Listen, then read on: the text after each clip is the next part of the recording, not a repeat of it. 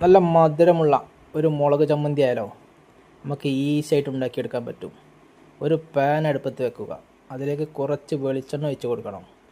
വെളിച്ചെണ്ണ അങ്ങനെ ചൂടായി വന്നാൽ അതിലേക്ക് ഒരു 15 ചെറിയ ഉള്ളി ഇതിലേക്ക് ഇട്ട് കൊടുക്കുക.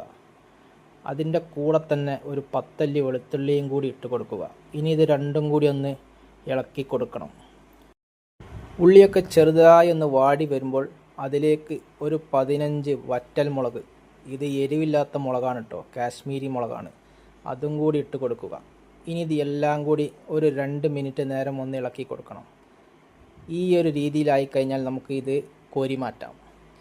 ഇനി ഒരു മിക്സിയുടെ ജാറെടുത്ത് നമ്മൾ ഈ വേവിച്ചെടുത്ത ഉള്ളിയും മുളകും ഇതിലേക്ക് ഇട്ട് കൊടുക്കണം. അതിൻ്റെ കൂടെ തന്നെ ഒരു ചെറിയ കഷ്ണം പുളി, മധുരത്തിനാവശ്യമായ ശർക്കര, ഇനി ഇതിന് ആവശ്യമായിട്ടുള്ള ഉപ്പ് ചേർക്കണം. ഇനി നമ്മൾ ഫ്രൈ ചെയ്തെടുത്ത വെളിച്ചെണ്ണ ഉണ്ടല്ലോ, അതും ഇതിലേക്ക് ഒഴിച്ച് കൊടുത്ത് മിക്സിയിൽ നന്നായിട്ട് അടിച്ചെടുത്താൽ എൻ്റെ മക്കളെ അടിപൊളിയായിട്ടുള്ള ഒരു ചമ്മന്തി റെഡി. അല്പം വിനാഗിരിയും കൂടി വെച്ച് കൊടുക്കുക.